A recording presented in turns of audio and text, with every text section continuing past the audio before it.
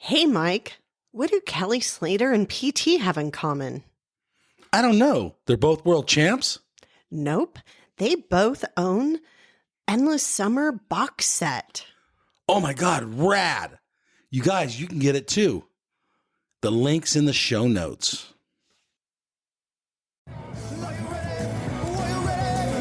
Welcome back, everybody, to the QuiverCast.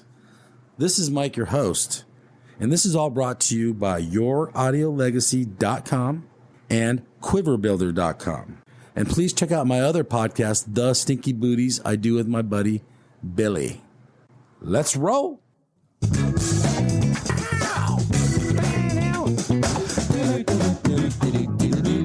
Ouch. Stinky booties. It's a very special day here. Episode 20-something. Evening.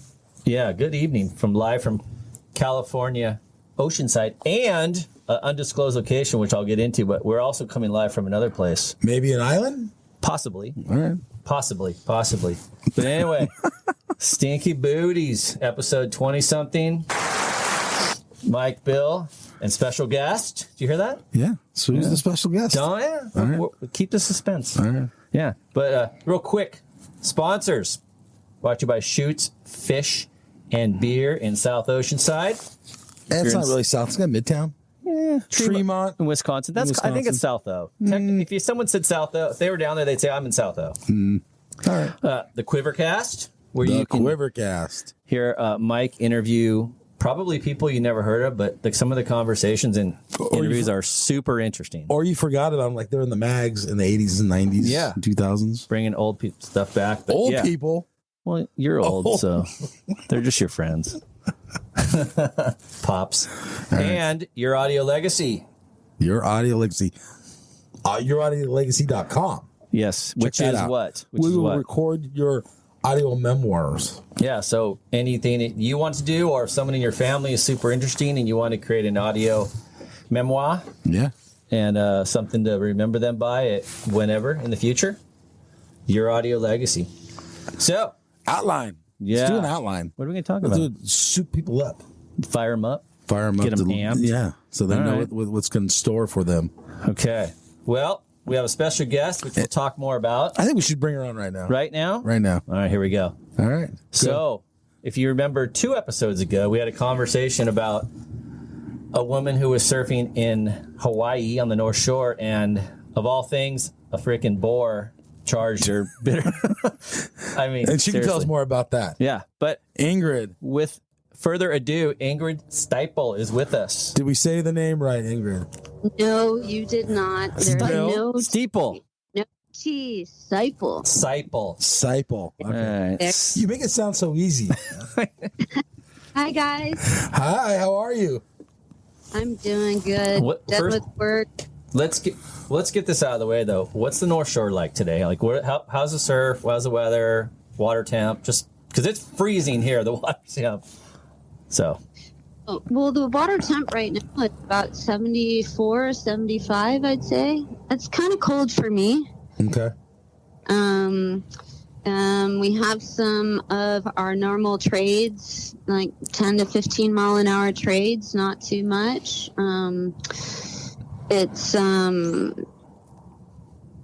I don't know. I didn't really go out to sea very much today because I was working all day, but I look forward to this weekend. Conditions are going to be good this weekend. good. Are you going to go down and watch the pipe? Isn't that starting this weekend? Or does that start Monday? Well, the Billabong Pro, yes, it's going to be on. Well, who knows? I mean, the window opens on Saturday, but Okay. Saturday is looking pretty good, though. Of all the days that it's open, could run. Looks like a solid 4 to 5 foot Hawaiian. And we've got these east-southeast trades. So could get really, really good. Hey, Mike and I are super excited to watch the women compete this year. How do you think that's going to go at pipe? And have you surfed pipe? I have, but I'm more, I like to go surf places where people there's not too many people. Oh, yeah. You're Nobody That's surfs awesome. pipe. Come on. But have you seen some of the heat lineups for this coming event? I mean, we've got one of the best lineups I have ever seen for pipe for the girls. Heat 3, it's got Moana Wong, Brisa Hennessy, and Carissa Moore. For me, that's the one to see. Jeez. I think Carissa could take it very easily. What do you think? Well, Moana Wong just won the last one, and Is it the Haleiwa contest or the last?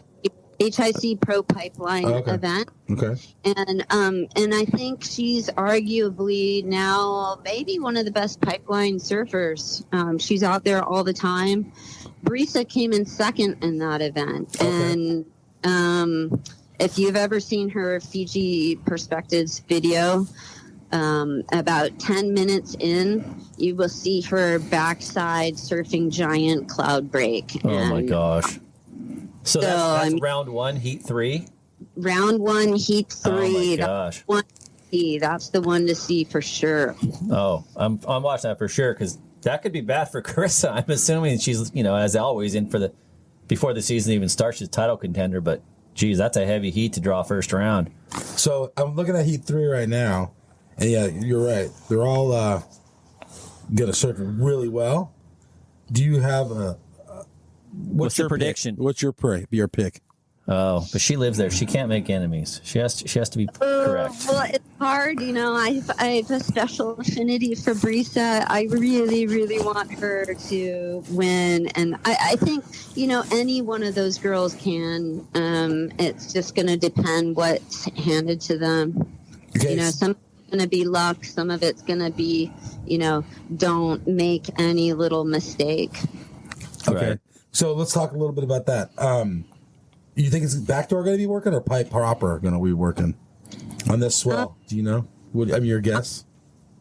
I'm guessing that the left is, it's probably going to be both, but I'm guessing the left is going to be the big show. Okay. So it's going to be a lot of backside barrel riding. Okay. Yeah, I like that Pipe Master when it's the classic pumping left it's Pipeline Pro. They're not even called. There's no Pipeline Master anymore. Oh man, I'm so old. Right? Am I correct, Ingrid? At least I don't reference the ASP anymore. I have no idea what's going on. It's like once the Triple Crown kind of got dissolved, things got weird and just went all over the place. So I really don't understand, how it's morphing right now. That's one thing we've talked about is it bums me out that you don't have to do good in the Triple Crown to be the world champ anymore. Where that was kind of like, that was it. You had, everything led up to the Triple Crown, and that made or break your world championship. And it bums me out that you can be world champ now and kind of do okay in that, not have to really, have a good outing. Well, we'll see what, with what they started. I mean, it's too bad that they didn't have the Tahiti. They canceled the Tahiti part of the tour last year, but it could come back again where it's, you have to kind of be able to surf pipe or chopu or one of the, there's going to be a series where you can't just be really good on smaller waves. Right. So I got a question. I've seen some of your Instagram, and you charge some pretty large waves, right? and some of those outer reefs and stuff. It's all relative. Meaning, what does that mean? I don't know. For here, it doesn't seem like it's very. I charge very large waves. Okay.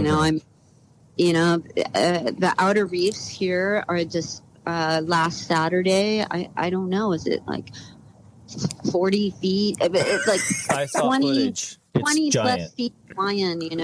Yeah, I saw footage, and it was big. Well, my question to you is, the women surfing pipe, it's not like you don't see it very often. I'm sure there's plenty of women out there, but they're not spotlighted out there. I don't know how many are actually going out a lot. Dude, maybe to crowds, maybe to a lot of other reasons. How do you think the women are going to do at pipe? I know that. Well, first of all, pipe I think it's not gonna get that big. It's not gonna get bigger. Doesn't look like it's gonna get bigger than 6 feet Hawaiian.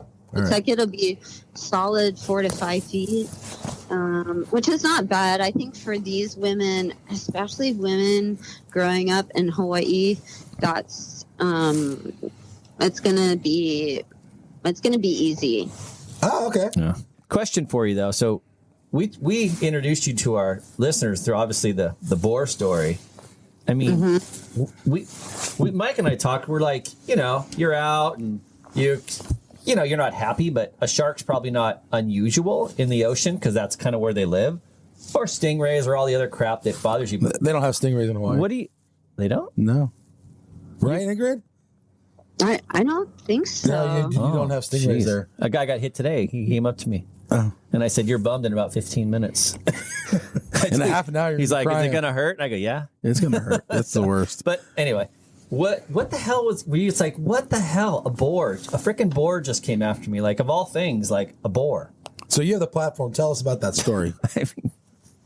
Yeah, well, it was a pretty shocking thing because I really thought it was a Hawaiian monk seal, which is, they're always really nice to see while you're surfing. When you're fishing, no, but when you're surfing, they're kind of lovers. Oh, okay. When you're fishing, they're not lovers. They're mad. Okay. But they have this beautiful curvy back, and they're so fluid in the water. And then what I saw was, no, this thing is stiff. And so I was getting close to it to check it out. What is this thing? Oh, it's a log. Not a log. Then I was just so shocked when the thing lifted its head out of the water, because it had its head actually underneath the water. Maybe had its forehead out of the water, but its snout was out of the water. So it lifted its head out of the water and then looked at me. Oh my gosh. I just, at that moment, I was like, my God. Did it have tusks? Yes, it had Dude. 2 inches at least. Hey, I'm shitting myself when I see tusks in a freaking boar head. I'm just, at that moment. Okay, once you realized what it was, what was the thought in your head? God damn, this is a boar. Did it like snort, or was it nice like on, what was that show? Lion King, where remember the boar was nice? Well, I saw your board. I don't think it was nice. I saw what your board looked like. Yeah, well, there was no snorting. I think that thing was kind of just trying to trying not to die. When it saw me, it was just it's like, and something went on. A light went on in its head. Land. Oh, yeah, you were like a big rock. It was just like not going to die now. Yeah, well, they have notoriously poor eyesight, and I think it just saw me as just something not water and started going toward me as fast as possible. But I wasn't that far away from it. I was only a few feet away from it. Whoa. How fast is fast? Like dog paddling, right? Yeah. How fast can you dog paddle? I don't know. If I'm trying to save myself, that's how you swim. That's how you... Did you like jump off your board and just push your board at it, or did it like come up and you just bailed? Like, how'd you get away from it? Well, I tried to turn around, but then I realized now my feet are right there. And so I kind of scooted off, and then my board was in between the pig, and then I just stared at it like, what is it going to do? Because my board was actually, right in front of its face at that point. Oh my gosh. Yeah, and then it clamped down. But what was surprising about it is it didn't look like it really bit it. Like I would think with that kind of pressure ding that it would really be a chomp, and it just looked like it was like tasting a little salad leaf or something. Oh, so then it let go, or did you just kind of drag it to the beach and it ran off, or what happened? Like what? It gave it a taste. It clamped down, and then it opened its mouth back up. And at that point, I swam down underneath the water. Well, I saw it turn. It turned its head to look out to sea. I swam down and swam away and pulled my board away from it. And then the thing was swimming out to sea. And then I kind of started to feel a little bit bad. Oh. See, I would too. That thing's dead. That thing's tiger shark food. Oh. So it was just going. I was a little sad. I was like... Yeah. Well, you know what? It was going to die anyway. I don't think... Maybe. You know what I mean? Things weren't looking good when he found you or she found you. Right. So, yeah, that's a bummer. But, Okay, so do you think at least in modern history, you're the only person to ever be attacked in the lineup by a boar. Yeah, I don't know. I'm sure you are. I've never heard a story like this. I can't imagine anybody, just would happen to be out while a boar got swept out to sea. And how do you think the boar got through the lineup? Because it was kind of solid that day. Was there waves? No, it was kind of small. It was just maybe like head high or a little bit overhead. Okay. I had walked the beach, and then I saw this rip that went. I'd never been out there before. I saw a rip that went out, so I just got in that rip, and it went out between two reef systems. Mm-hmm. And then I decided to go to the left, just check it out. But obviously, when I got back in, I want to surf another break after that. And then when I finally paddled back in, saw a lot of footprints on the beach of dogs, probably at least 3 dogs. And I saw the hoof prints, and it looked like there was a big fight. Like you could see the footprints, and then in 6 feet from there, you'd see more footprints, like it was jumping, and lots of dog prints. And then the footprints kind of disappeared into the water. Wow. So you think there was a fight, and its only escape was water? Yeah, and I think the dogs had clamped down on the pig's face because the pig's face is bleeding. Oh, shoot. Ugh. That was a bad day for that pig. Yeah. I'm all bummed out now. So after I saw the pig and I paddled away, I paddled down. There was a couple other guys just down the way. I told them what happened, and they had seen what they thought was a log floating by. And when I told them what happened, we all decided to paddle to the next breakdown because we figured that, the guy in the gray suit would be over soon. Oh. What do you worry more about in Hawaii, white sharks or tiger sharks? Tiger sharks, definitely. But you do have white sharks there, right? It's not unheard of to find one, right? But not as many as tigers. It's not unheard of, but it'd be pretty unlikely. Oh, okay. Yeah, tigers are mean bastards too. They'll like rip your arm off and like, oh, sorry, I forgot. A little too soon, I think. But they'll bite you and like they'll eat you. Like they don't just like a white shark bites you and goes, oh, sorry, I thought you were a seal. But a tiger shark like wants to eat you like a bull shark, right? Yeah. Well, occasionally, I mean, most of the majority of attacks we have are just like that, like a clamp down or took a foot or an arm and left the person. But occasionally we do have somebody who will just be completely eaten. Oh my gosh. Occasionally. Oof. Gross. Yeah, the white shark attacks here, it's like you find someone with massive, fatal injury. But it's just a bite. It's not or it's one bite. Like the shark just goes, oh my gosh, sorry. Just speaking of sharks, I don't think they apologize, but I follow this guy, another one. Rossi Surf Shots out of Oceanside. Rossi shoots me sometimes. Okay, so look at this picture of in Carlsbad in the lineup. Look at this. Oh boy, that's a great big. What's that's it a eating? Great white. Is it just goofing around, or is it eating a sea lion? I don't know, but there it is in the lineup. So there's some great whites hanging out by where we surf all the time. You should. Right? Is that a great white? Yeah. Yeah. You should tag him on the Instagram. I will. Rossi takes great shots too. Anyway. All right. Sorry. So that's an insane story. Tell us a little bit about you, like your background, like how you ended up where you're at now in life, and just obviously you've surfed a lot of places and had some experiences, but maybe give us the Cliff Notes version of Ingrid. Okay. Well, I grew up on Oahu. When I was about 12, I just had a dream of wanting to surf, and the boys were surfing. I wanted to surf too, and I saved up all my allowances and went to the surf shop with my $60, and I was so disappointed that boards were several $100s. And, yeah, that's a bummer. But I got really lucky because a couple months later, a friend of my parents was moving away and gave me his surfboard. Oh, you must have exploded. Your head must have exploded. Like you just got one for free. Totally. That's all. That guy's cool. That's cool to give a kid a board. super cool. I know. Well, he asked, "Do you think she would want it?" And I overheard like, yes. You're like, yeah, I do.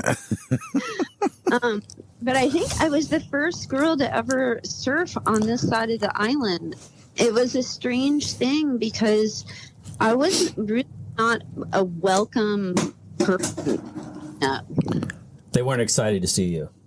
No, in fact, I had a guy friend, not a boyfriend, but a friend that said, "I'll take you out," and then people were threatening to beat him up. What? Really? Girls don't belong out there. No way. Where was that? What spot? Yeah, you don't have to say, but you can. It was a spot in Kailua. Okay, so it wasn't like a well-known North Shore spot. I guess you don't have to give away secret spots, but No, but oh my gosh. my home break it's about 3/4 of a mile out. Wow. So I ended up doing a lot of surfing by myself and long paddles by myself. That's cool though. You stuck with it because I mean, your first time, you're a girl. You're the guy who takes you surfing threatens to get beat up. You'd probably be like, there's a lot of women that would be like, "This is crazy. I'm out of this dumb sport." Like, bunch of dudes that want to fight, and I just want to go surfing. You know, like Right. that could have easily turned you off, but you know, Yeah, I was definitely sent in a couple of times. really, Oh yeah. just for How being do you, there. how or do you did approach that? Okay, so good, Bill. No. Sorry. Like, what's that? What's that thought in your head? Are you frightened? Or are you like, no, I belong out here? I think when I was really young, and especially, you're so far out if you're a mile out. Yeah, it's crazy. And it's windy, it's onshore, it's stormy, and some guy threatens to beat you up, I just turn around and paddle in crying. Wow. Like 13. Yeah, that's rough. Is the mentality That's the what same happened today? to you last week Well, I wasn't 13 though. at Terramar. I was 51. Wow. So were they doing that because it was you're out there like it was dangerous to you out there, or they just didn't want a girl surfing? Like, Yeah, just whatever reason, you're in the way, go home. Oh, what? You from Wyoming? Go oh home. jeez. Do you ever see any of those guys now? Like now that you've kind of obviously earned your spot, and do you ever see some of those guys now and be like, "He used to be such a dick to me when I was a little girl," and now, and they're like, "I know." I wouldn't recognize anyone probably because I left for so long. Oh, okay. Yeah. Where'd you go? I went to Latin America for a long time, Okay. about 10 years. You want to tell us about that? Just cruising? In 1995, it's the first time I went, and I just kind of went with my backpack and my surfboard down to Mexico. I was going to Oaxaca. It's my second time to Oaxaca, and then I took buses down to El Salvador. By was yourself? Yes. You don't have a that- traveling companion, and you're going through Mexico and Central America. Yes. Oh my gosh. So, Mike won't even go by himself. Heck, I won't even go with you. I protect you. I won't even go with Ingrid. I'm not going to Mexico. I'd fight someone for you unless they're we're both going to beat up. I'm running. I could probably run faster. Than you. so what motivated you? What drove you to do that? I wanted to surf. I wanted to discover the world, but I wanted to be in the tropics. I didn't want to be in the continental U.S. Okay. So you're Yeah. just exploring. You're an explorer. I was an explorer. Yes, I wanted to explore, the next points and the next points and the next beach break. And did you make friends along the way, or how did that go? Did you speak Spanish fluently? Well, at that point, I had learned French growing up, and Wow. so I was transferring. I was still like having trouble going to Spanish, but I think it made it easier for me to learn it. Yeah, not a lot. I don't think French is in high demand in Mexico. Right? Or El Salvador. So how far did you make it down there, and how long did it take you? I spent probably a month getting down there, and then I kind of just stayed mostly in Sunsal, and people accepted me. They saw my Mex pipe shorts, and people recognized that from Puerto Escondido, and I said I was from Hawaii, and I think a lot of people didn't know that Hawaii is one of the states in the United States. Oh, they think it's a country. They think it's its own country. I think it's its own country, and they said we don't accept anyone from the United States here. They said that they had 2 guys come 9 months prior, and they chased them out with guns. And this is Oaxaca? In Puerto? In El Salvador. Oh, El Salvador. Okay. But there's something about Americans who go to Mexico. They just go into asshole mode. They think because they're in Mexico. I mean, even like when we're surfing up here, like, we'll call it Northern Baja, which, is a couple hours. Well, It's 1 hour. You know what I'm talking about. It's south. You get guys get down there and they Did they end up in jail? everything. I did. They just get drunk. They're drunk. stupid. They're just dumb. So I don't blame some of the Mexican nationals for like, get out of here. You guys are clowns. Okay, hold on. I'm sorry, Ingrid. I'm going to have to stop everyone. Bill, when you went to San Diego State, you didn't go to Mexico. You didn't go to Revolution Street. I did not. You did not go to Revolution Street. Hold on. I went to Rosarito. But I didn't act like an asshole, but I did end up in jail a couple times. Not my fault. Not my fault. Okay. But we would go and surf Baja Malibu and K38 and all that, all that area down there. And then at night, we'd stay at a hotel in Rosarito. And we only went to jail because, like, we'd be at some stupid bar and like a fight would break out. They grab everybody who's in the vicinity of everything. And I wasn't ever in a fight in Mexico, but I just would get sucked up in the crowd. And then you go, and then they house you for $20, and you just go, and you're 20 minutes later you're back at the bar. So Ingrid, did you have troubles in Central America? I had a couple of scary incidences, but I was able to get myself free. So do you try to, like, from when you ping pong your way down, do you try to like get tight with like a local family or something who will kind of like Take you in? just keep an eye on you, or maybe you can get, you just kind of like dial in with them for a little bit, or do you just kind of truly just go solo? Like, what's the strategy? What's the survival strategy? I go down solo, but when I was in Puerto Escondido, I lived next door to Federale de Camino. And that guy was my friend, and he gave me his card and said, if you get in trouble, you give them this card. Oh. Well, that was cool. It's like, Did you playing use that card? I never had to give anybody the card. It's like playing Monopoly. That get out of jail free card? Almost. Pass go? Hey, how was so what do you think about Porto? How heavy is Porto? It's so heavy. Is it scary? Even when it's small, it's Yeah. heavy. That's what I'm hearing. I've heard the same thing. I had a friend who went down there and he just goes, man. He came back, and he's a good surfer, but he came back just going, man, it is just what you said. He goes, 4 foot, 4 foot, and he goes, I'm just getting pounded. So my brother went back there in the early 90s when they used to have to take the bus to Porto. There was no airport or anything. How did he do? He was a boogie boarder. He was with all like the Chad Barber and all those guys, like the whole bodyboard. I think it might have been a bigger bodyboarding place. Did he get At some point. Did he get his back adjusted? Did he get a Porto back adjustment? I've heard stories. He didn't tell me that he feared for his life. he was trying to be times. tough, and his friends were like, he gave you the real story. So Hawaii versus Porto, they're totally completely different waves, but on an average day, let's say like North Shore versus Porto, are they comparable at all? Ingrid? Well, we don't really have the same. It's kind of nice to not have to deal with, razor sharp coral that's 2 feet, underneath you. Yeah. In Mexico, it's just going to be rocks, sand, maybe a cobblestone point break. Puerto Escondido is all sand. It packs a punch, but it's different when the wave packs a punch. But you're also looking at, you can't even duck dive because it's too shallow. Yeah. Yeah. Well, so you're in mainland. Well, Porto's in mainland. So how do you get to Central America? The first time Airplane, Bill. No, she's cruising, although she's working her way down. Okay, yeah.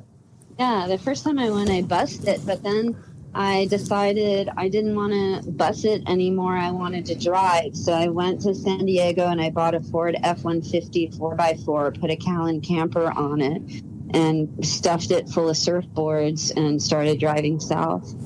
Right on. You didn't want to ride in a bus with chickens and goats and every other farm animal that's...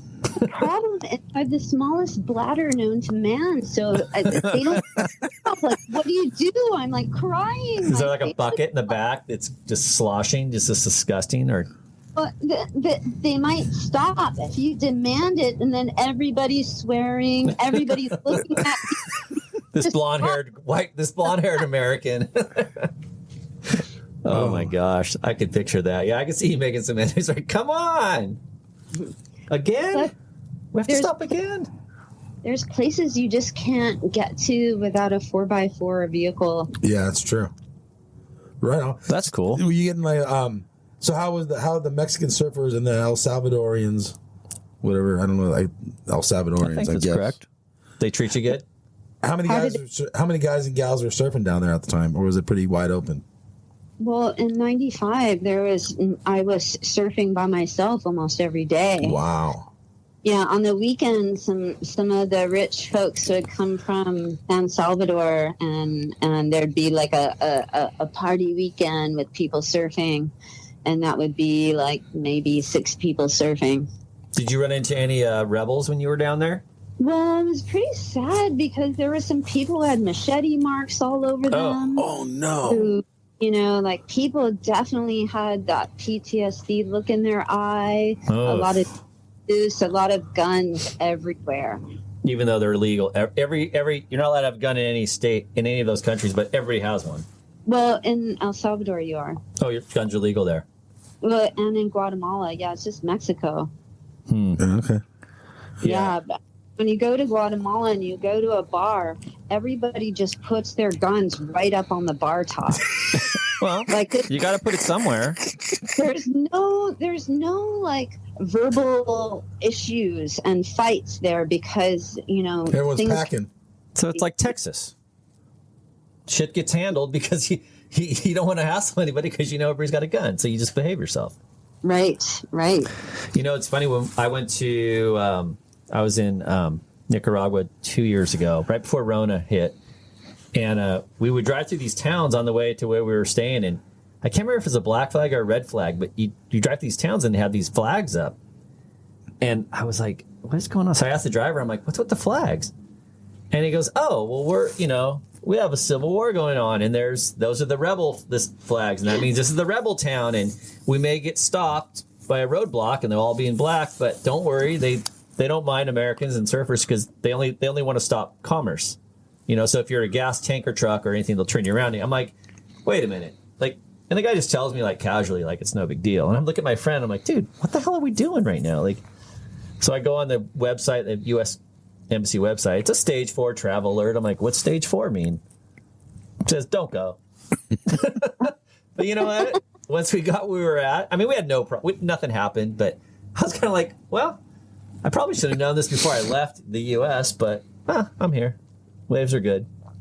So just to wrap the Central American thing off, unless you have anything else to add, did you feel safe there? Well, I ended up, that last trip that I went on, it lasted 10 years, and I just kind of made my way down to Panama and started living there. And there was definitely some times that I didn't feel safe, but I mostly felt safe. Okay. Everything worked out right. You're here, and look at you survive it all, and the reward you get is you're on with stinky booties, all that, and this is where you end up. Sorry to interrupt, but besides the boar, when you were in Central America, was there any other animals you ran into in the lineup? Yes, I have run into a yellow-bellied sea snake. Okay, that sounds dangerous. Anything with belly in the name scares me. Anything with snake in the name is not even belly. So well, they're actually all over the place. They're all over the world. They even found, I think they said they found one washed up at Trestles. No way. Mike's never going to Trestles again. What a couple years ago, right? 10 years ago or something. Yeah, I vaguely do remember that story. All right, so tell us about them. And tell us your experience with them. Well, they're supposed to not ever be dangerous. I know that they're all over the place. I've been swimming with them all over the place. In Indo and Fiji, they have the striped yellow ones. But anyway, the snake, I saw it in the water and I thought it was dead. It was just kind of floating and letting the water take it. And I was surfing a spot by myself. And then I keep on seeing it. And I'm checking it out. And then suddenly its head pops up and it starts swimming toward me. Just like the boar. Just like the boar. I think you're like a, what's that? What was that? Like a magnet. You're like an animal magnet. Was that in a Tarzan? They had all the animals falling around? I don't know. Or what's the guy who sang? You watch too many cartoons. No, the guy Bill. who played the flute and all the animals fall. That was just the rodents. Are you talking about Pan, the god of panic? Oh, now you're way over my head. Yeah, that's what I'm talking about. Exactly. Pan, Mike, what's she talking about? for mine. All right. Well, the yellow snakes like you, and so do boars. You got to remember who you're talking to. A couple dummies over here.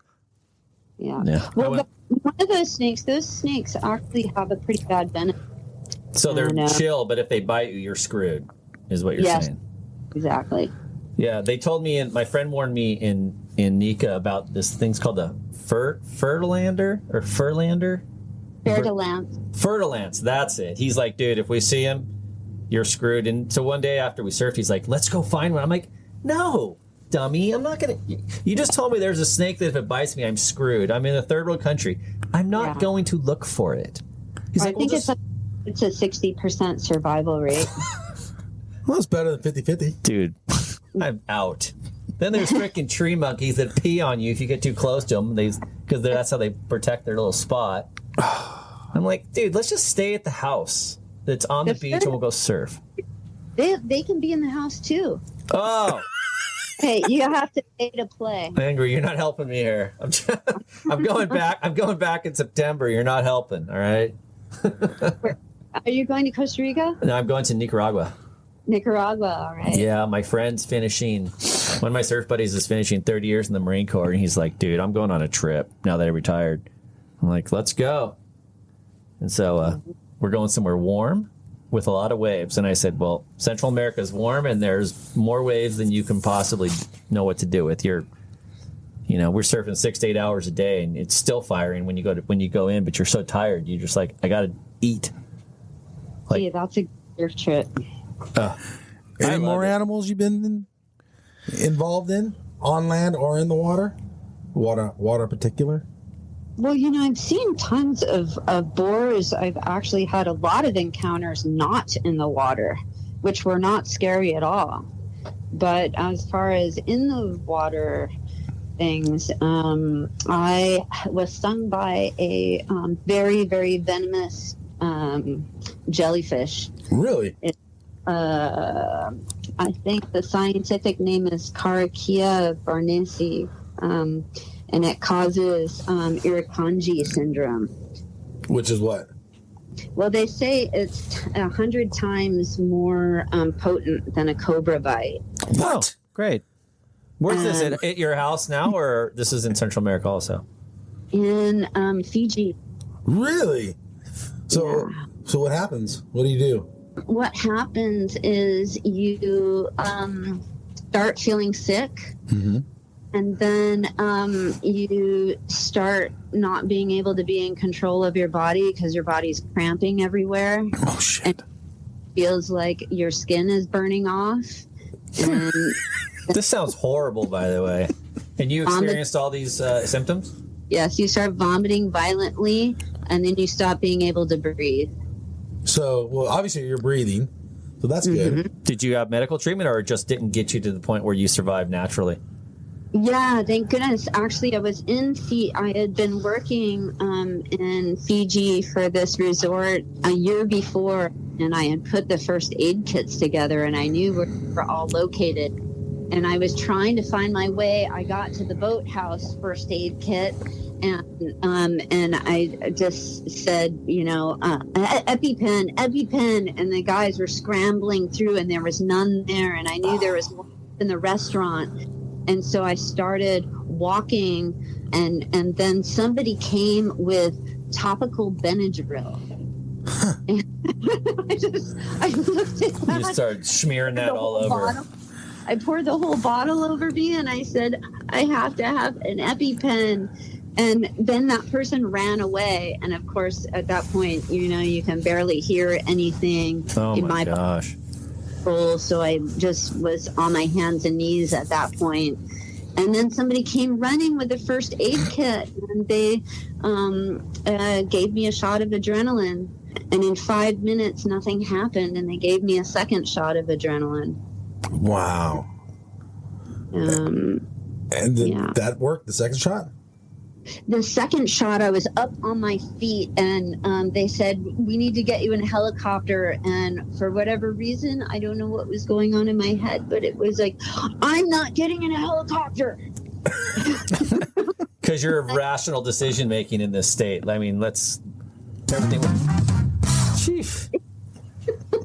Right. They said that I looked like a little mini Incredible Hulk because it makes, all your blood vessels pop out and all of your. Oh my gosh. Be in like a fit of rage. You're raging. Literally. I was raging. And then you get Irukandji syndrome, which is like this acute sense of like doom. Something terrible is going to happen. Impending doom. Yes. Oh my God. How long did the symptoms last? Did you go on the helicopter? Yes, I went on the helicopter, and then I was in the hospital for, I don't know, maybe 6 hours, and then they took me back to the island. Okay. And I can't tell, they pumped me up so much with steroids and with adrenaline, I didn't sleep for 2 days. Whoa. The next day, we had like a 6 to 8 foot well hit Fiji. Did you paddle out? Yes, I You're surfed. all pumped up. Oh my gosh. I did like 4 sessions. I put my surfboard. You're like tweaking at that point. I was exactly. What nobody should have let me go out. I don't know what anybody was thinking, just trapped in her room or something, but I doubt you would have listened to him. It sounds like you're just you're game on. They were afraid of you at that point. They were just like, I don't know, man. Last night, I think she was going to bite my head off, so I'm just going to let her serve. I'm afraid of her. That's crazy. That's crazy. Well, I'm glad you made it. yeah. So, How about you guys? nothing like that. I've been stung by a stingray like 5 or 6 times. That's it. I've stepped on a few and I could feel them going, blah, blah, blah, blah, blah, Well, but I've never got hit. and I had a bed of those little baby jellyfish, and I was trunking it, and it was like in July. It was like 75-degree water, as warm as it gets here. And I don't know. I felt them, and I had a lot of hair in my chest. And I went to Like a grab bear. them, and I realized it was like all these jellyfish on my chest. Ew. But No, I'm saying that because of your hairy chest. I'm not saying that about the jellyfish. oh, that's it. There's all my stories. I had this time. So we were in Nicaragua and we surfed this one spot called Ponga Drops, and it breaks it probably breaks 200-300 yards out the beach. It's like a 10-minute paddle to sit on the peak. So I don't know however far that is, but it's through like a channel. See, but it's kind of out there, but it's not crazy. And I got out there, and all of a sudden I'm like, man, it's kind of itchy, and I'm all like, wow. I'm really getting itchy, and next thing you know, my whole body is itchy head to toe, but I'm by myself. There was no one surfing with me, and I'm like, what the hell? And I caught a wave. It was kind of a bigger day, and I kicked out in the channel by these guys that were staying with us, and this one dude he's like from the East Coast, getting all that area over there, somewhere East up Coast, there, somewhere the house is of out. America. And he's like, hey, are you itchy? And I'm like, yeah, man, I'm freaking itching everywhere. And he's like, me too. And I'm like, oh. So I don't know what it is. And I paddle back out, and it's still doing it. And this is like 15 minutes into it. And finally, I'm like starting getting all red because they're like, so I get out and I'm like, screw this, I'm out of here. And I'm going in, I'm rubbing it on my belly, and so the whitewash is like all over my back, and I'm getting pinged again. And I run up the beach, and we're all itchy. And we run back to the house, and my friends, like all of us, there's like 6 of us, we're all like, what the hell is that? And you could see nothing in the water. And the manager at the house we were staying at, he's like, oh, I think you guys got hit by sea lice. And I'm like, what do you mean sea lice? Like, what the hell's sea lice? No one told me about sea lice.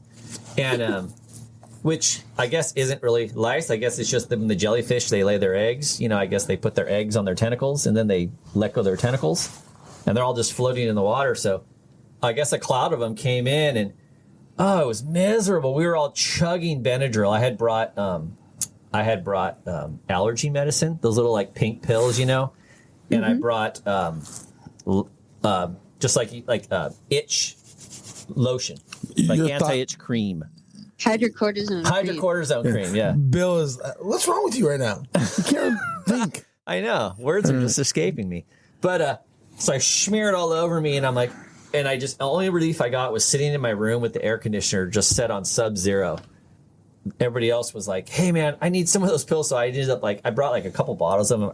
We went through the whole bottle that night, couple tubes of hydrocortisone, everybody used all that. And like these other two dudes went and surfed down the beach at another spot. They come walking up, they're like, what's wrong with you guys?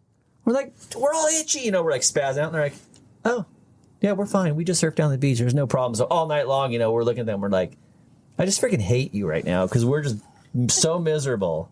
Right. And they're just sitting there like, we're fine. Well, they're fine. I didn't like that. It pissed me off. But, and then the next day we were kind of, we were fine by the next morning. But it was annoying. I mean, I didn't die. You lived through it. I was going to live through it. Did you have a yellow belly fish? No, I did not require any adrenaline shots or helicopter rides. It was just like physical annoyance. My comfort was upset. That upset me. Because you know me, I like my Ingrid's story is way better. Oh, hers is sketchy. I don't want it, Ingrid. I'm glad she made it because that's like serious. That's no joke. Well, she surfed for 2 days straight. And then the best part, she surfed the next day because she was amped on. She was tweaking on adrenaline. Pump and surf. That's good. Hey, you charged. I'm impressed. That's you're like, screw it. I'm surfing. All right. So have you guys heard about the story on Beach Grid about the surfer that was scalped? I saw the picture. Have you heard about this, Ingrid? No, I haven't heard about it. So this dude goes and I think the story goes, some guy cuts him off on a wave. He straightens out and he falls off or whatever. And this might happen in Hawaii, so I'm interested in how that's handled there as opposed to California where everyone surfs now. And right behind him, his girlfriend takes off and just runs him over. Him? Oh, that was his girlfriend who ran him over? Or the guy that cut him off?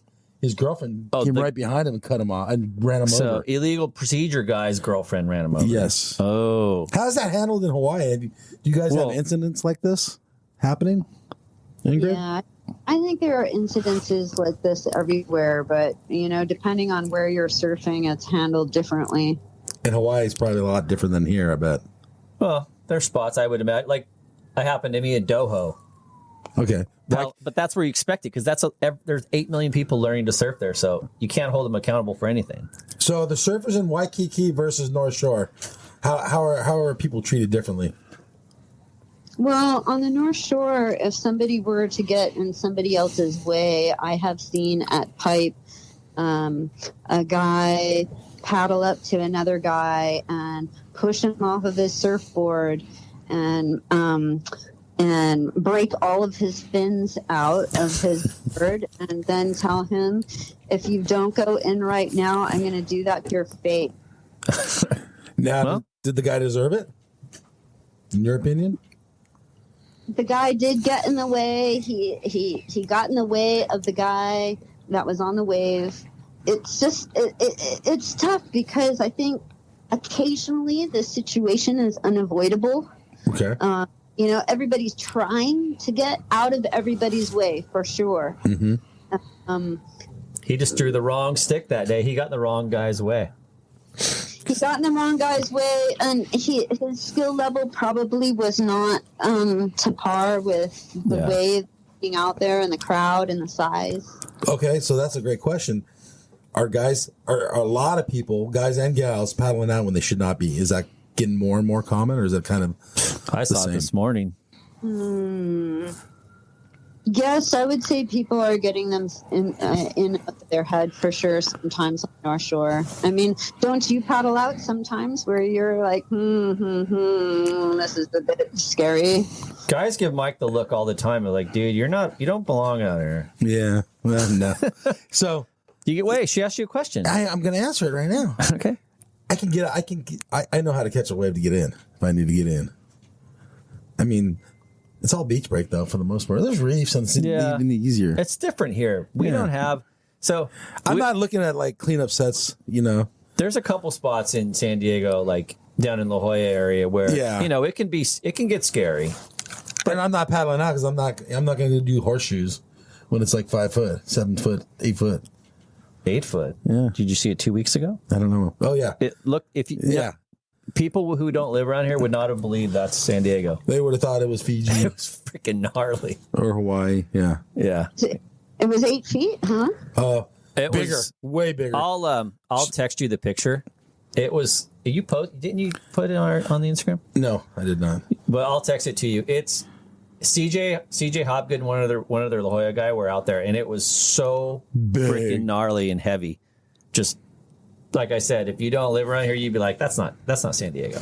Yeah, and they're swell now. And my son surfed Blacks yesterday. And he said he got handed it. But Blacks has an entry path. It has like a mini ramp to get in. Okay. And then it has a moment where you probably don't want to take off, but it's not top to bottom round. It's kind of almondy, almondish.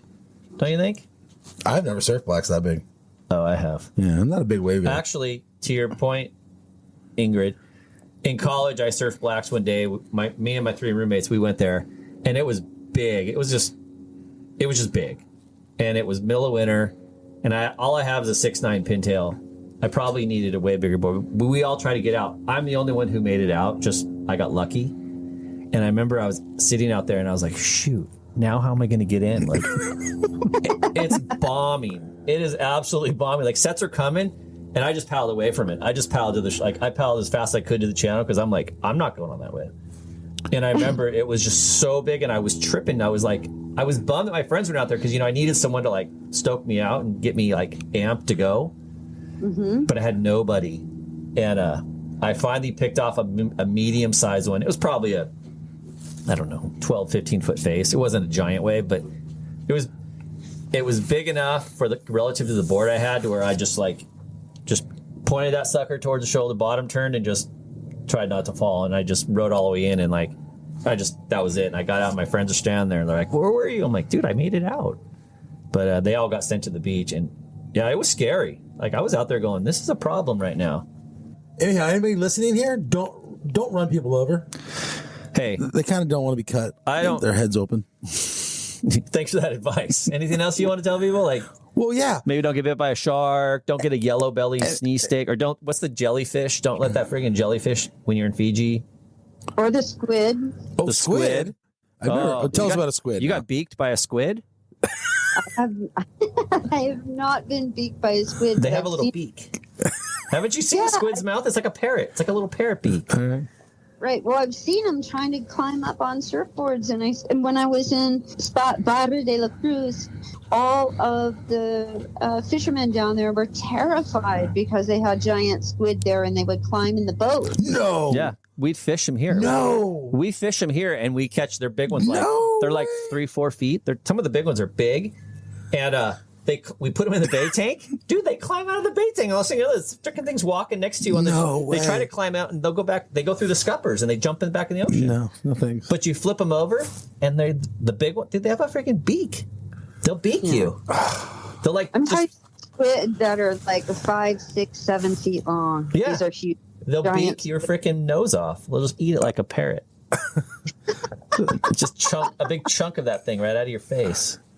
Oh my god! Yeah. So you got hit by one of those, Ingrid? No, I didn't. But I was camping in 2002 in Barra de la Cruz with like 5 other people. We're surfing our brains out down there, and all of us kept talking about the giant squid because the fishermen kept telling us about the giant squid. Like, when are we going to have an encounter? But I'd seen encounters on YouTube. Yeah, they're dangerous. They're legitimately dangerous. Mm-hmm. And More dangerous. They go after you. They like find you and they kind of look at you. Oh no, I'm out. And they set you up and then they go. They just. It sounds like the e-bikers on trestles. The little bastards are quick. Just like the e-bikers on trestles. Oh gosh! Did you hear about that? I mean, so they're blackballing the e-bikes. Ingrid. How's that? Are guys and gals riding their e-bikes in the North Shore? Are they running people over?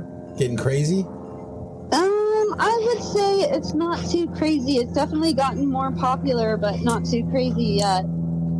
Yeah, they banned it. Well, when I was a kid, Yeah. we rode our skateboard down the hill.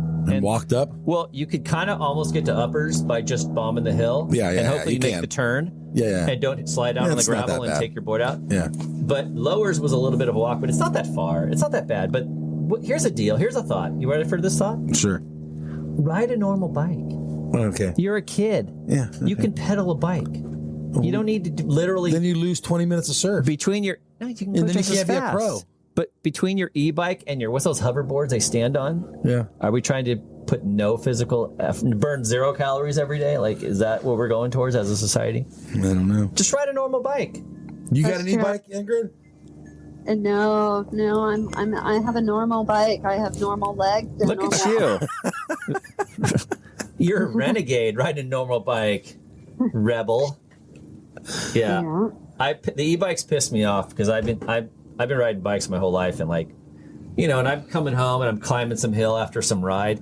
Some dude on, some like Barely pedaling and Some, like, passing you up. 70-year-old man in my Oh, neighborhood. you saw me coming up your hill. He just comes whizzing up the hill and he's barely pedaling. He's like, "Hey, how you doing?" And he just goes right past you. You're like, "What the hell, bro?" Like, I'm working. I live on top of like a big hill, and it sucks because there's no easy way to get home except freaking hill. climb this giant hill, and it's miserable. But yeah, some old dude just cruises by and he talks. He says, "Hi, how you doing?" I'm like, "Can you at least act like you're tired?" Like, I'm all sweaty and gross, and this guy's he's just out for a cruise. So the deal is these e-bikers are running people over, basically. There's no... Well, they're being stupid. They're bombing the hill, and like they cut their own throat. They pissed off too many people, and now they banned them. It's like a motorcycle that you get to ride in the bike lane. Right. Right. It's bull. It's BS. They go too fast. They just pissed off people, and then people got sick of it, and now the city of San Clemente just said, "Fine, no more e-bikes." Which, I mean, all the guys at Lowers probably are stoked because now there's just that few kids. But it's not even kids on the e-bikes now. It's like everybody. Yeah. You know how much e-bikes are? 2,000. No, more than that. So is this where I'm going to get my cheap e-bike now? I go to Trestles. There's a bunch of e-bikes for sale. Go on Craigslist, Orange County, and there's a bunch of e-bikes for sale. That's very good. Ingrid. Yeah. You're thinking already. Put in e-bikes and San Clemente, and you'll probably find people selling their bikes. That's a good thought. I didn't think about that. Yeah, all those kids that paid for like $6,000 e-bike, they're worth like $1,000 now. There you go. Yeah. And it will be like $2,000 to have it shipped to Hawaii. So Well, I would do that, except I actually just like my regular bike. I know. And you're like super fitness. Like, You're like Mike. you don't ever want to meet me. She's like you. Actually, I should work with you. It could help me. Just don't kill him. Yeah. Oh, I'd probably die. We want to keep him around. How much like you're always in the water and you're always active, right? Is that your job? Is a trainer is that your career, your occupation? That is, yeah. You want to talk a little bit about that? We'll give you the platform. Yeah. How would, if people wanted to, use you as a trainer, talk a little bit about your business? And how to get a hold of you. All right. Well, I love training. I train a bunch of young athletes. I've trained with Teresa. I've trained with another kid on the TNC team. And, I work with a bunch of demographics. My other favorite is my oldies. I have a bunch of people that are in their 70s and 80s that I work with. See, Oh, you're rad. good. You're good. You could work out. That's my group. Do you do group sessions where Mike can be the young kid with the... I used to do group sessions before COVID, but COVID ruins everything. COVID ruined everything. kind of ruined everything. Literally, everything has been ruined by COVID. Yeah, but I love working with young athletes too. Mostly surfers, or do you do like traditional sports, traditional athletes, baseball, football, whatever? But it's been mostly focused on boarding sports and mostly on surfing. I've had a couple of skateboarders. I've worked with some snowboarders, but I mainly love surfing, working with young surfers. Right on. And then how can they, what's your Instagram handle? Or if someone wanted to, I'm assuming you do remote training as well as in person. So if someone wanted to get a hold of you, how do they do that? Do you do remote? I can Zoom away. There you go. My Instagram is Ingrid Seiple, INGRIDSEIPLE. And I'll put those on the story notes. You're also surfing all the time, and you told me when we talked on the phone the other day, you're like, not only do you surf, like you're in the water a lot. You're doing other things also, right? Right. I do outrigger canoe. I race canoes, so I do all the world championship events for one. Really? There's a canoe club here in Oceanside. I know nothing about that. Is that club like at that same level, or what's the? There's all sorts of outriggers. I see them out there all the time, but I don't know anything about it. There's a bunch of clubs in California, so it depends which ones, but there are a couple of good ones. Yeah. They'll come out for the Molokai Channel race, which is usually the kind of the world championship race. That's the one. Is that the one that Kai Lenny did the stand up by himself when he was like, I don't know. I saw something on Red Bull where he did it, and he was a kid at the time. Yeah, that was a paddleboard. That's a little bit different, but I do paddleboard too. But SUP and lay down paddleboard, they usually hold at a different time than the single man outrigger event. How far is that mile wise? 32 miles. Is it round trip or just from one island to the other? One island to the other. So it's straight shot. Yeah. So you're riding waves. I think people don't understand how many different ways there are to ride waves, and it's pretty fun when you can just ride waves for miles and miles and miles. Yeah, like open ocean swells, just cruising them. Mm-hmm. Wow. Yeah, they have they do the Catalina Island, they do the channel. Well, they do the swim, they do a bunch of stuff around Catalina Island. Yeah. But that's 26 miles there. Yeah. So I've always wanted to do that race, but it's like really close to our world championship race, so we're never that. You got to peak for yours, not this race here. Well, the water's colder here, though. Do you really want to get in the cold water, Ingrid? Well, also that's a team race, so it's a 10-person for the women. I think it's 10 people for 6 seats, so you're constantly, you change in and out of the boat with the boat. What interval do you do? Like, what's the perfect like interval in the seat before you have to put a fresh body in there? We usually do. You stay in for 10 minutes or 20 minutes, and each 10 minutes they're doing a change over, but you're supposed to be continuing to go at least 6 miles an hour through the change. So you've got to get yourself into the boat while the boat is moving 6 miles an hour. So you're close to your max heart rate the whole time for that 20 minute. You're just sprinting for 20. That's right. You're going all out for 20. Wow. It probably, I would say, 90 to 95% of heart rate max. So you're north of 170 the whole time. Yes. Wow. Well, and then you get out and you cool down, unless you're doing a solo event, right? But the team event is for the 32 miles. That's about 5-6 hours, and then for the solo event, 32 miles. That's 5 hours straight. Wow, so crazy. That's gnarly. And you enjoy that? Wait, the love-hate thing. Okay. There's times when we've had terrible conditions, and it's taken people 7 hours to do it, and at the last few miles, you just want to cry and throwing up, and you have sciatica, and you're like, why? I'm never doing this again. But there's an endorphin addiction. Then you forget how miserable it was, and about a month or two later, you're like, that was fun. It wasn't so bad. We should do that again. Is there a party after? Like a good time? Like everyone get together and you guys have like a luau or whatever? Usually there is a big party. Okay. Outrigger people are known. Notorious drinkers? Or partiers? Wow. Yes, right. But it's kind of hard. Afterwards, everybody's more or less. Yeah, you're so baked. Yeah. Yeah, for a few years, for about 10 years, I was doing triathlon, and we have the half Ironman here. And I remember after that, I was just like, I was so tired. Like, my mom's like, come down to watch. And she's like, let's go have dinner. I'm like, Mom, you don't understand. I just want to go to bed. Like, every part of my body is depleted. Like, there's nothing left. I can't even sit upright and talk to you. Right. And you have a beer and then it feels like you can barely walk anymore. Yeah. Like, hey, let's have 6 beers. No, thanks.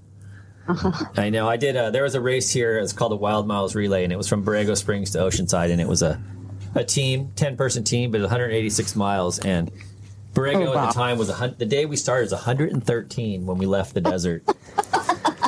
And the guy who leads off on our team was through a place I used to work, and he was supposed to do like a 6-mile first leg. So he takes off, and we're all sitting around surrounded. So we get in the van and drive into the first checkpoint. A mile down the road, the dude's walking. We're like, bro, what are you doing? He's like, I don't know, man. I don't know if I trained for this. We're like, oh, jeez. First leg. We're not even done. We have 185 miles in front of us. So like 4 people pretty much dropped out, and we're like, we're finishing this freaking race. Like, I'm not out here sweating my ass off for nothing. So we sucked it up and we made it. But I remember after that, people were like, we should go back next year and do better. And I just looked down and I'm like, you know what? I'm not going back next year. There is no me. There's no Bill who's doing this race. You guys do it on your own. I know. Well, I guess you have to, try people out first, huh? Well, That's a good idea. Well, yeah, but it was like everybody was on their own. And at the time, me and this other guy, one guy who's around this, he's a collegiate runner in college, so he's in good shape. And I was doing triathlon, so I was kind of doing my thing, and everybody else was kind of on the honor system, And oh my gosh, what a train wreck! I was like, you guys screwed me. So now I'm running what I was supposed to run, 16 miles. Now I'm running like 30 miles is my chunk of this stupid thing. So anyway, yeah, you're tired after those type of events, and you're just like, Can I interject here? We're talking. You wonder man. why you have heart problems. That's just because I got a bad deal with the gene pool. Yeah, pissed me. That's a whole other thing. But we're gonna, what? I think for Christmas, you know what you should do for me? What? I should pay to have Ingrid come put you through hell, and I just get to the whole time. I'm going to get an e-bike, and I'm going to ride my e-bike next to you while you're just suffering for like 5 hours. Yeah. That'll be my Christmas present. It won't cost you a thing. Mm-hmm. I'll pay for everything. And then Ingrid can go surfing with us after. Yeah. Maybe we should surf before. No, we'll go surfing. You'll be I'll be dead. You'll be wanting to go to sleep. Yeah. So I think that'd be a good Christmas present for me. I think we've talked about a lot. Yeah, I think we've covered a lot. Thank you, Ingrid, so much for joining us. But there's one last thing we like to do. Best segment of the show. And you and Bill got to guess this one. This one's picked out. Well, it might be a good one or it might be a bad one. They usually are. Are you willing to play along here, Ingrid? I'm game. It's a song. It's a song. I picked out a special one today. This is you. Are you going to read the lyric? I am going to read it. Can you do us a favor, though? Yeah. Can you at least read it within, like, the melody of the song? Because when you read it like it's a book, it's really hard for me. I think it's unfair.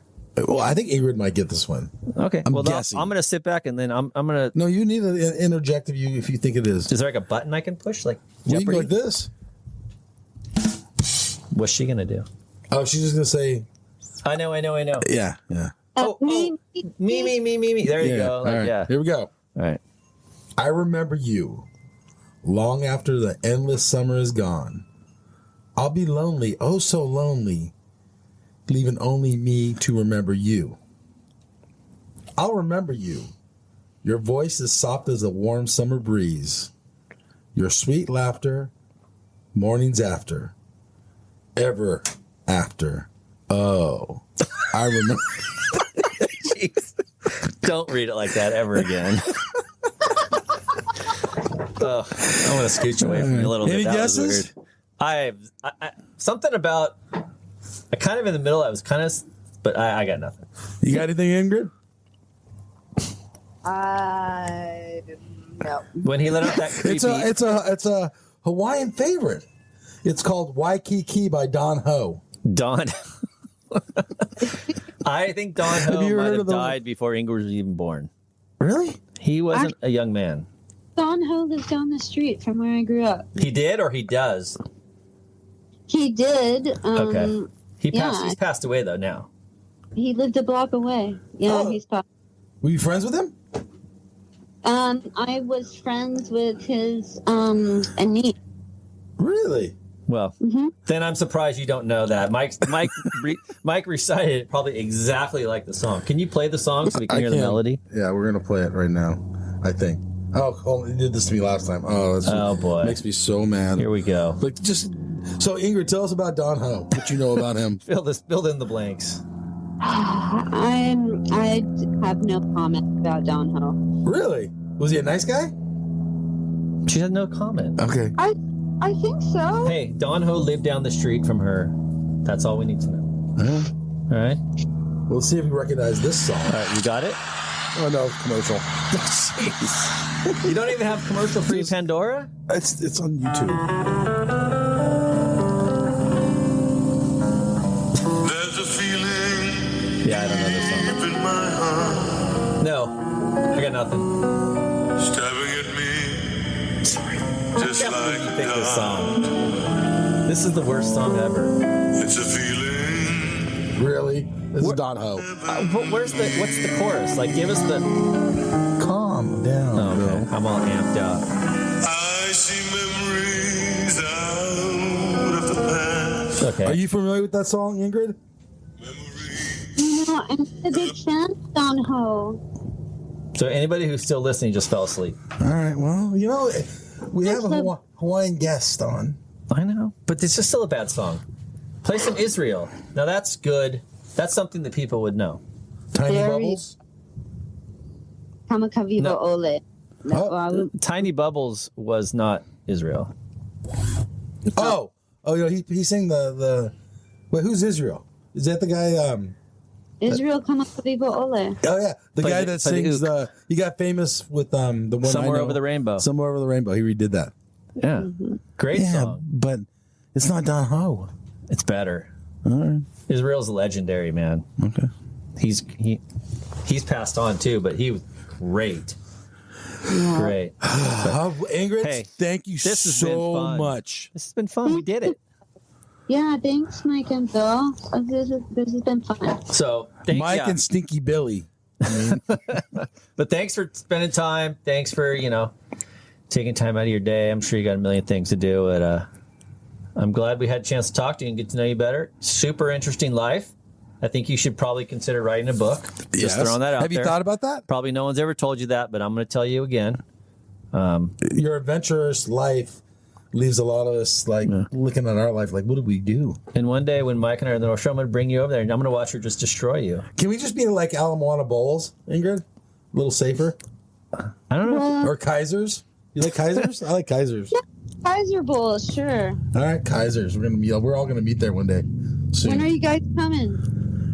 I'm gonna wait for this COVID mess to stop, and then I think about traveling. I'm ready to go. I'm ready to go too. I mean, I just don't want to wear a face mask on the airplane. No. I don't want to wear a face horrible. mask anywhere. I saw a guy. I'm triple vaxxed, by the way. You're not going to believe this, Ingrid. I saw a guy at the beach walking down the sand with a face mask on, in his wetsuit with a face mask. Like he's going surfing with a mask on. I'm No, like, he dude, wasn't. I'm like, dude, that's like a turtle swallowing a bag, like a plastic bag. That's dangerous. What do you? I was just like, you know what? But I'm a kind of a jerk because I didn't even say anything to the guy. Like, hey, man, you're probably not in a safe. That's probably unsafe what you're doing. I just watched it. It was fun. But hey, just to let you know, the water today, when I paddled this morning, it was 42 degrees and the water was 58. The water was 58, the air temperature 42 with 10 mile an hour offshores, and it was freezing balls. 4-3 with a hood. Okay, so And it still wasn't enough.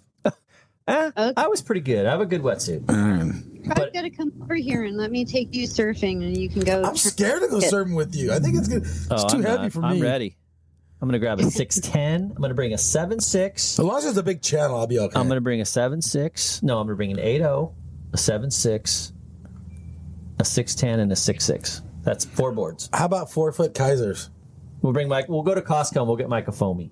Well, you and 200 other people. Yeah, we're not That's going true. there. We're going to places Is there we such surf thing as alone, Dawn dude. Patrol or anything? Dawn Patrol. You should see at Threes. There's like 40 people out there at 3 o'clock in the morning on a full moon. We're not going there. We're going. That sounds kind of fun, actually. We're going to a place that will never repeat the name, and there will just be us out there, and we'll have a blast. There you go. And Johnny Boy Gomes won't be out there, will he? I'm scared of that Nobody guy. out there. There will be nobody except us, boars, and yellow snakes. Yellow bellies. Yellow belly sea snakes. And frickin' that whatever that crazy ass jellyfish was. All right. You're All right. This is Mike, Stinky Billy, and Ingrid, all the way from Hawaii. Sounds like she's right here next And to us. you can join in the song. Would you like to sing with us, Ingrid, when we close out? Yeah, Mike likes to like riff in the middle of. He likes to do like fills. All right. He's like a rapper. We're just gonna go. Ready? Go.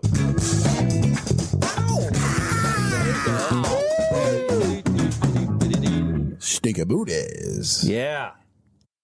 Thanks everybody for listening. Please follow us on Instagram and follow us on your favorite podcast platform. Give us 5 stars if you listen to us on Apple. And do me a favor and tell a friend that QuiverCast is back. I'd like to thank Blue Factory and Dave Hegstrom for the music. And I'll see you all in the lineup.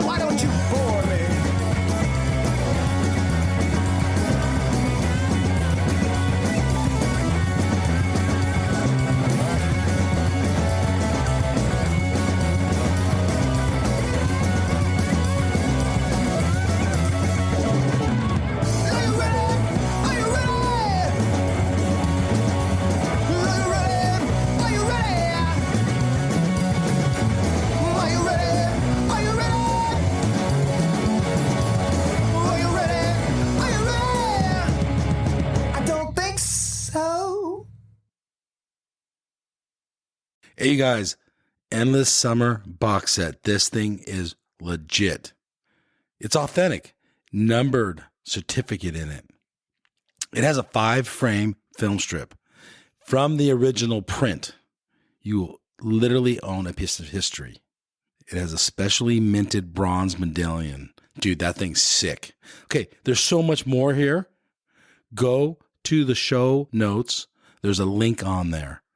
Go check this piece of history out. This thing's rad. Seriously. Smithsonian American History Museum has it. It took 4 years of research with 3.5 in production, all hand assembled. This thing's rad. So much to this awesome box set. Remastered DVD, sharper images than the original film, but dude, this thing's so sick. Link in the show notes.